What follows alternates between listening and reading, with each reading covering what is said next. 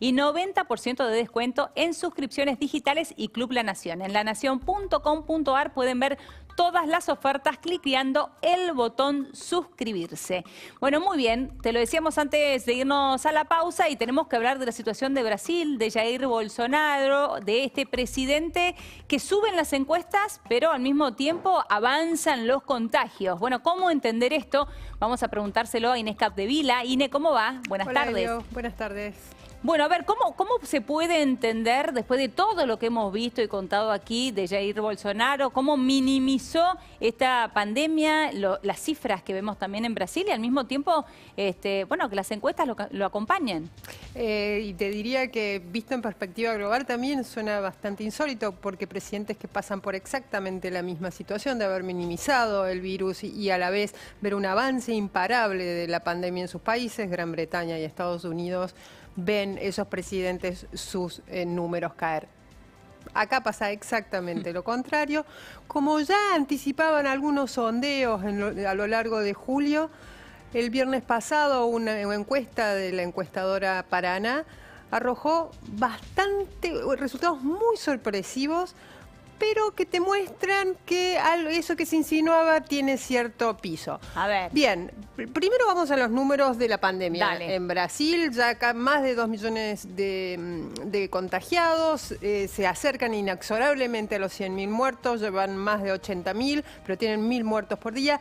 La curva está estacionada en un nivel muy alto porque se expande por todo el territorio. Antes estaba en los estados del norte y en las grandes ciudades, y ahora se expande por todo el territorio. El presidente contagiado está empezando a volver a la vida normal y aún así sus encuestas arriba. ¿Por qué? Bien, ¿qué indican las encuestas? Las encuestas indican, no fue una suba abrupta y contundente, fue una suba de un 3% en su tasa de aprobación, pasó del 44% en abril a un 47% hoy. Esa es la imagen positiva. La desaprobación sigue altísima, Elio. Sí.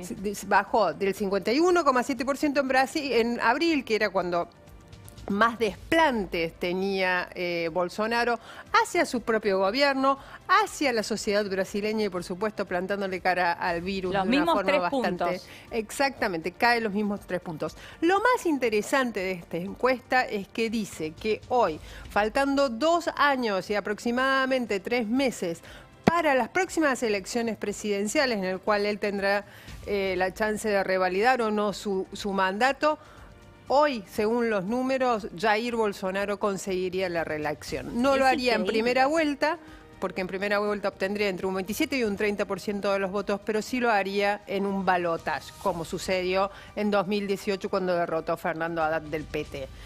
¿Por qué sucede? ¿Cómo se entiende esto? Claro, ¿cómo se suena entiende? Insólito, Digo? la verdad que Sí. suena insólito y más desde afuera, donde las metidas de pata y los errores, los grandes errores en la sanidad de Bolsonaro se ven con tanto contraste. Primero hay una cuestión fundamental que no ha cambiado desde 2018 hacia hoy y que también tiene una contracara en la izquierda. La derecha, representada, personificada por Jair Bolsonaro, tiene un bastión de votos bastante sólido que no se ha modificado ni con las buenas noticias ni con las malas noticias. Los fanáticos. Exactamente, los fanáticos. Lo mismo que sucede en Estados Unidos con Donald Trump. Se espejan mucho los fenómenos. Bien, ese grupo de fanáticos de Jair Bolsonaro, que es bastante heterogéneo, aunque no lo creas, no es un grupo en particular, son entre el 27 y el 30% de los votantes brasileños, lo que se veía reflejado en lo que serían los resultados en primera vuelta de Jair Bolsonaro. Eso, si vos analizás un poco el arco político, haces una radiografía de la política brasileña, del lado de la izquierda, aunque en una proporción menguante, y eso es muy importante, sí, el PT también tiene una base electoral muy leal, muy fanática, y que no ha variado ese núcleo duro. ¿Es también cerca del 30, Inés, o no? Mira, era del 27% en 2018. Es probable que haya sufrido alguna erosión porque el PT, pese a que el año pasado tuvo un envión con la liberación de Lula, luego se fue erosionando ese fervor, ese entusiasmo. Pero son números que un punto más, un punto menos están bastante reflejados el uno en el otro. En el medio tenés, obviamente, un espectro central que es el que determina la victoria o no de un candidato en las elecciones presidenciales brasileñas, que cada vez está más atomizado, pero también más competitivo. Porque Claro. antes eran dos partidos los que se dividían el poder, el PT y el PSDB. Bien, esa es una de las razones. La otra razón, y ojo, porque es muy importante para evaluar el impacto en los próximos 2 años, que no vaya a ser que gane en primera vuelta. Claro, es el impacto, el tema económico, El tema el económico auxilio. es fundamental. Claro. En un primer momento, al irrumpir la pandemia en Brasil, recordemos que irrumpió una semana antes que en la Argentina, en Brasil, y hoy, mira, los números son tremendamente diferentes. En ese mes de marzo, iniciado incluso abril, Jair Bolsonaro se negó, y también su propio ministro de Economía, Paulo Guedes, se negaron a hacer un gran gasto para asimilar, para contener el impacto económico de la pandemia. ¿Por qué? Porque recordemos que son grandes abanderados del rigor fiscal, sobre todo Paulo Guedes. Avanzado abril se dieron cuenta que era necesario inmediatamente imponer algún tipo de ayuda, porque ¿qué sucede? Hay una clase dentro de Brasil que Paulo Guedes llama los invisibles, que es una clase que no pertenece al trabajo formal, son trabajadores informales, Sí. que son de clase media baja, que entran y salen de la pobreza, que inmediatamente en abril bajó casi aluvionalmente hacia la pobreza. Entonces vos tenés un 20% de pobres e indigentes en Brasil, que son los que cobran la Bolsa Familia, una especie de AUH brasileña.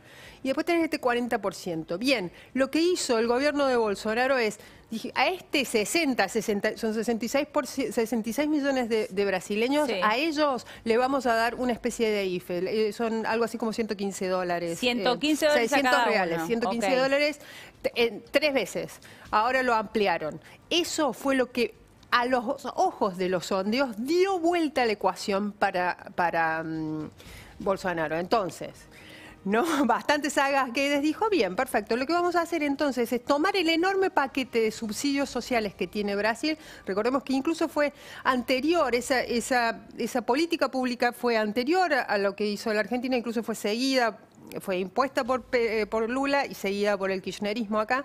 Bien, vamos a tomar eso y vamos a redistribuirlo, pero con la etiqueta, el nombre y apellido de Jair Bolsonaro. ¿No? O sea, claro. el dueño de este nuevo plan, este nuevo auxilio que va a ser permanente y probablemente sea para más de 20 millones de personas, que es la base de la Bolsa Familia, que va a ser Jair Bolsonaro. Entonces, 30 millones de personas van a recibir este subsidio que se llama Renta País.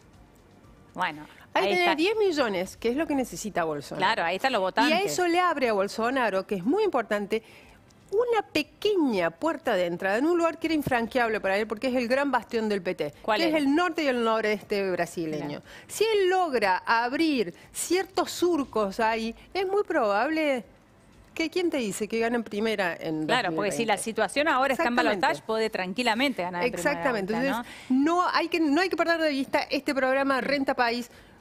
La gran obra, o eso espera Paulo, desde el gobierno de Jair Bolsonaro, el impacto electoral. Y hay una tercera razón, Elio, y es básicamente que ahora, después de muchos escándalos, porque no solo es el avance de la pandemia, también fueron escándalos con la justicia, la cantidad de ministros que entraron y salieron del gabinete de Bolsonaro en los últimos 5 El meses. ministro de Justicia, de Salud, sí. Exactamente, el entorno más cercano de Bolsonaro le dijo, hay que aplacarse.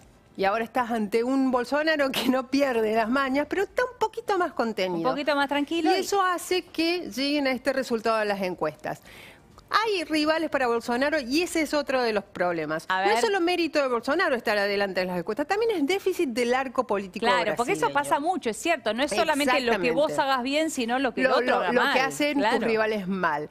¿Cuáles son hoy los principales rivales de Bolsonaro? El principal, el que le sigue en intención de votos, estaba muy cerca de él hasta hace muy poco. Es un hombre muy conocido acá, se llama Sérgio Moro. Mirá. Fue el juez que puso en prisión a Lula y que luego dio el salto a la política de la mano de Jair Bolsonaro como ministro de Justicia. Se terminó peleando con Bolsonaro y salió.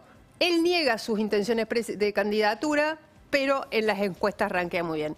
Hay otros dos, Fernando Haddad, el del fin de Lula. Lula no puede ser candidato, pero si lo fuera, Bolsonaro le ganaría. Y hay otro que es el que intenta captar el centro, que se llama João Doria, que es el gobernador de San Pablo, que tiene el terreno para captar, pero no tiene el carisma ni las cualidades políticas. Es un hombre que viene de una empresa muy armado como candidato, y en un Brasil acostumbrado a los Lula y a los Bolsonaro, que hacen del carisma probablemente el único... la única ventaja, el único valor posible en la política, este candidato, este empresario tan formalito, no le cuesta mucho llegar. Entonces, no es solo Bolsonaro, es también el déficit de una política brasileña que está perdiendo bastante el rumbo. Interesante como siempre, Ine, muchísimas gracias. Gracias a vos, Elio. Buenas tardes, y de aquí me voy al encuentro de Juan Pisanoto, porque tenemos nuevas imágenes en la nieve, Juanpi. Claro que sí, Elio, nuevas imágenes.